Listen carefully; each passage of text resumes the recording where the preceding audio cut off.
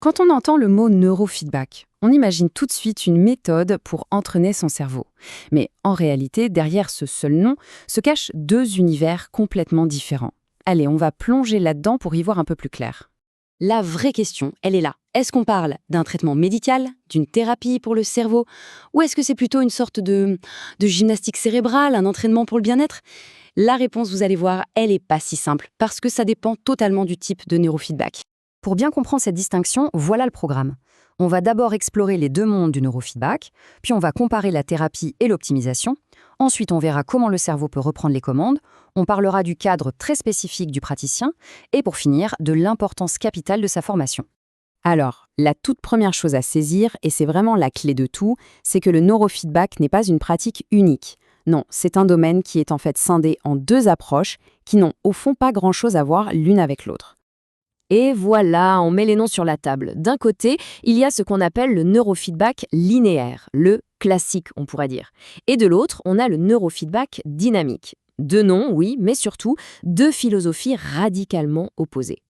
Allez, on rentre maintenant dans le cœur du sujet, la différence fondamentale entre les deux. Et c'est cette distinction de philosophie qui va absolument tout changer dans la façon de pratiquer.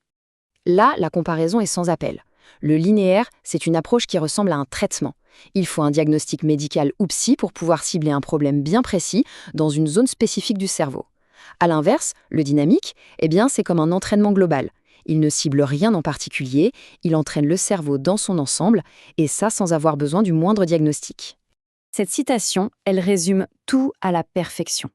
À partir du moment où il n'y a ni diagnostic, ni traitement ciblé sur un symptôme, eh bien on quitte complètement le domaine de la thérapie. C'est un vrai changement de paradigme. Il faut donc le placer dans la bonne catégorie. Le neurofeedback dynamique, comme la méthode neurooptimale par exemple, ce n'est pas un soin. C'est un outil qui appartient au monde du bien-être, un entraînement dont le but est d'optimiser le fonctionnement général du cerveau. Ok, mais alors, ça veut dire quoi concrètement entraîner le cerveau dans sa globalité?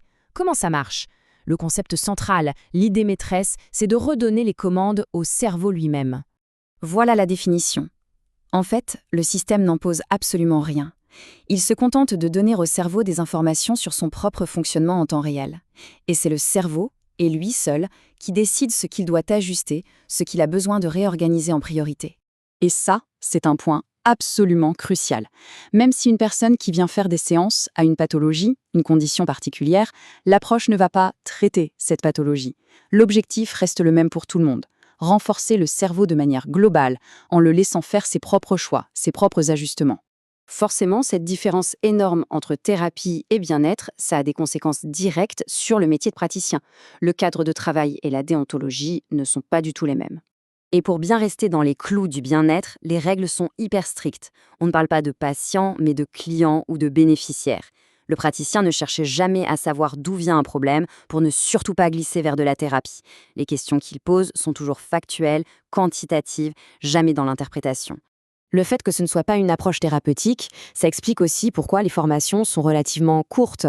En général, ça se passe en 2 temps. Une formation de base pour vraiment maîtriser l'outil et ensuite une formation avancée pour aller plus loin et approfondir sa pratique. Justement, parlons-en de cette formation, parce que même si elle est courte, sa qualité est absolument déterminante pour la réussite du praticien et pour son éthique. C'est là que l'expérience du formateur devient cruciale. Un instructeur qui a par exemple près de 20 ans de pratique dans les pattes va pouvoir transmettre un savoir-faire bien plus solide, bien plus concret et éprouvé. En clair, le message à retenir, c'est celui-ci. Se lancer dans cette pratique, ça demande une formation qui va bien au-delà de la simple technique. Il faut qu'elle transmette une véritable expérience et surtout un cadre déontologique hyper rigoureux. Alors, pour celles et ceux qui auraient envie d'aller plus loin, de creuser cette voie, il existe bien sûr des centres de formation spécialisés. Le conseil, c'est de vraiment bien se renseigner sur la qualité, l'expérience et le sérieux proposé. Finalement, toute cette distinction nous amène à une question assez fascinante, non?